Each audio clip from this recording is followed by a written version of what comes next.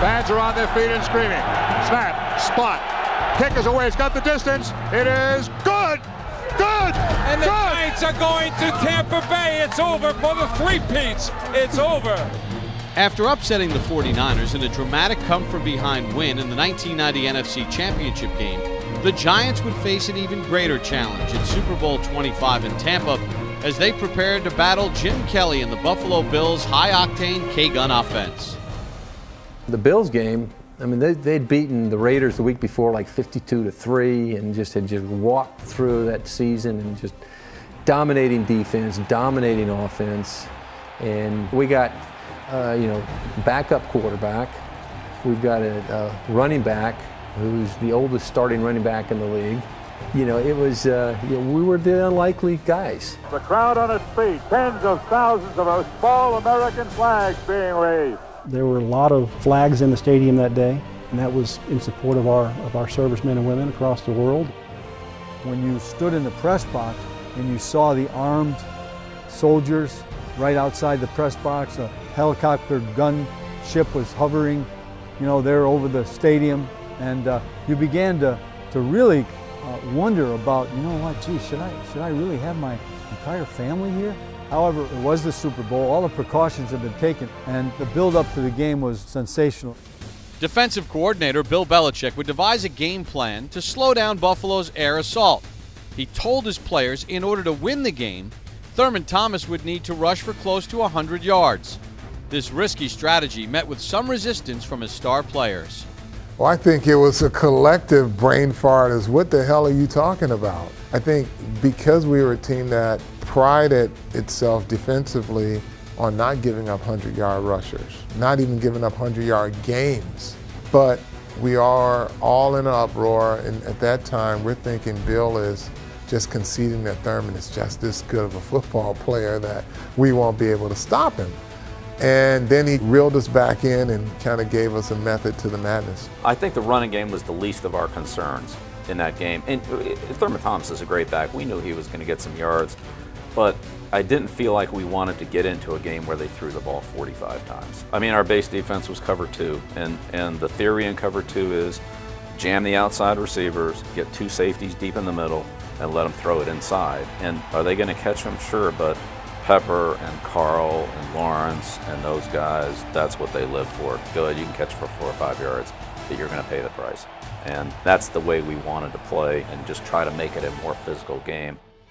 Despite the Giants' efforts to slow down the Bills' vaunted offensive attack, Buffalo would still get out to an early first-half lead. Going deep, it's tipped, and it's caught by Lofton, who is taken out of bounds at the 8-yard line. It'll be first and goal. Don Smith and Mueller are the running backs, and Donnie Smith takes it into the end zone. As the Bills celebrated a 10-3 advantage, their defense would look to capitalize. It's time to put the heat on them now. Party's over, baby. Let's turn it up. We actually survived a bombardment from them early on. I mean, they were fast, quick defensive unit that had some big-name players. What a hit on Hostetler. And Hostetler is down and not moving. In the first half, I was dinged up, got hit, and they were giving me smelling salts. And then, boom, back into the game. But things would only get harder for Hostetler and the Giants in the second quarter when they were pinned back against their end zone. As I dropped back, I think Otis had to step in to pick somebody up, and as he stepped in, he caught my foot. I started to stumble, and I felt this big old mitt on my arm. Hostetler trips in the end zone. And then it was everything I could do to try to get the rest of my body wrapped back around and try to find the ball. Safety. At the time, I was fired up just because, you don't want to give up safety. It would cost us 2 points, but it ended up being a huge play. It could have turned the game completely the opposite way, but fortunately able to tuck it in and just give up 2. The Giants had taken the Bills' best shot, and like true champions, they picked themselves up and summoned the courage and strength to fight back even harder with a 2-minute drill before the half. All of a sudden it was, okay guys, it's do or die. We gotta start wearing these guys down, and we gotta play smash mouth football. We gotta move it around, move the pocket around, mix up run and pass, and that's what we ended up doing. We drove the ball down, we started to get in position. Stephen Baker had done a great job throughout the year. Anytime you pressed him, he's so quick that he beats you. Third down, 10 at the 14, 30 seconds remaining in the half. Hostetler throws, touchdown! Stephen Baker. And he beats the main man, Nate Odoms. He inside released, he made a great stick, and he caught what amounts to a corner route up in the corner of the end zone for the big score. Throws end zone, touchdown, Baker! We mentioned it was gut check time, and these Giants just passed that gut check. Came down and scored 7 when they needed it. With momentum in their favor after scoring at the end of the first half, the Giants and their veteran running back, O.J. Anderson, would go on a bruising Super Bowl drive for the ages in the third quarter. Ron Erhardt come over and sit down next to me. He said, "We're going to run you. I need you to give me all you got. We're going to just wear him down. So let's just go ram the ball up there, Gigi." You know, and that's what our plan was. Anderson again.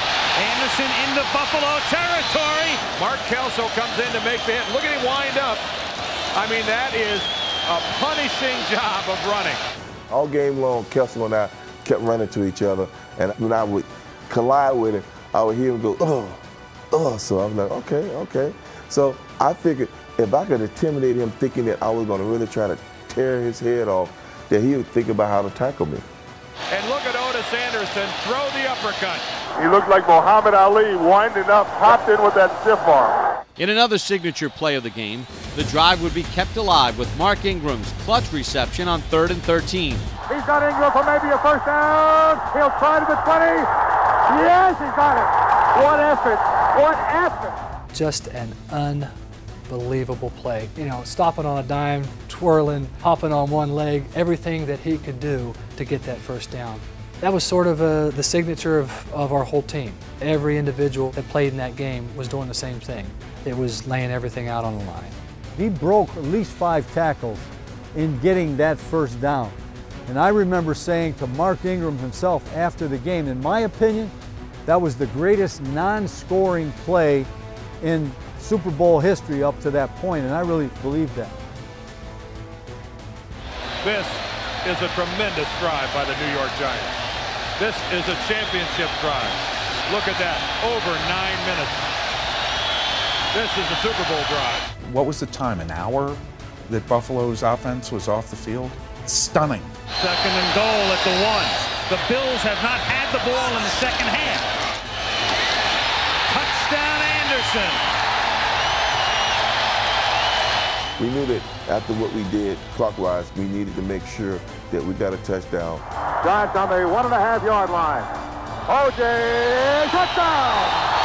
That is one of the great drives in Super Bowl history.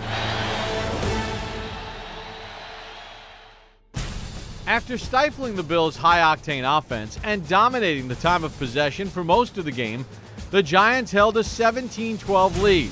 But on the very first play of the fourth quarter, Buffalo would break loose. Gives to Thomas. And Thurman breaking tackles at the 22, inside the 10, touchdown Buffalo. The Bills have been pecking. Finally, they get a runner through the linebackers. And with 14:52 to play, Buffalo leads by 2. There was tremendous sense of getting it done, of finishing the job at hand. And as they had done all game, the Giants would show their resilience by marching down the field with one more championship drive. 3rd and 7 to the 26. Bills by 2, 13:56 to play. And Hostetler throws, and it's caught by Bavaro for a big first down to the 43. He is a money player, Mark Bavaro. I mean, I honestly felt it was the culmination of my career. I just considered it was the cherry on top of my NFL Sunday. Over the middle, Bavaro again for a first down to the 27-yard line. With the help of his veteran tight end, Hostetler would continue to drive Big Blue down the field, setting up the Giants' reliable kicker, Matt Barr, for yet another potential game-winning score. Every kick I ever made was to win the Super Bowl. That's what you have practiced 10,000 times, was for that kick. Giants trying to take the lead on a Barr field goal from 21 yards. Barr's kick is good, and New York once again has the lead. It's the 4th lead change in the game. In one of the greatest Super Bowls ever played, Buffalo would counter with a final drive of their own, putting their kicker, Scott Norwood, in position to win the game. Now Norwood tries to kick his longest ever on grass, 47 yards. 8 seconds to go. Giants on top. Back, front. In the air, got the distance, it is. And then I heard God jump and say, he missed, he missed. No good! No good. Wide right. Super Bowl game. Giants win! Giants win! That victory in the Super Bowl was the culmination of a lot of hard work, and I think that was the embodiment of what Giants football was about.